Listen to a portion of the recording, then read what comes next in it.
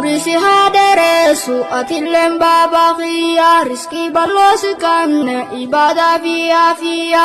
ilmisi habarsisu atillen rabbin kiyya arabni khofurdate jechu sandisi haya Hoga mamadi wajiha soitu caya Hoga salana soita enumatu sigaya Yaro garati kofa kandi dukhuni haya Soba virati disi baradu babaqiya Anafatis kofa ada gafata rabbingiya Nabarsisu kofa wa jannatan sentu caya Atis yonif barate gabarte rabbiqiya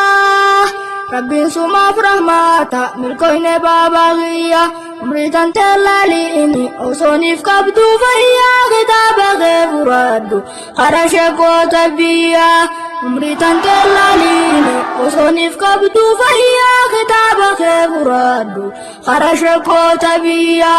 ya ilma kho wallahi wambiratuna kafte waninan sosodade undana rachi doite ammuma hulubu Onto akan karau fete yo shekatini kamna numatu rahifate khayetini tidema nasente andu binte hadama makiyati khobaran disa sete fudetini chigeisa hakaratu galalte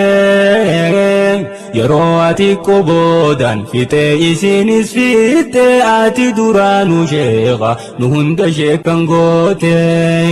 yaro ati kobodan fite isinis fite ati duranu shekha nuhunda shekangote Farnoni hintabru umriti Jollu maranga kabriti Barnabi rabbi gafdurati Amata afurtan bodati Egale barya baba khoti Ati bargana umrinteti Sahibni khe sahiba miti Sahibu mayaro barchati Asbodan sahibni khanketi Qur'anu marabbi guddati Walakad jachati Sidibus arra durrisati Bodensa akkuma dadati Walakad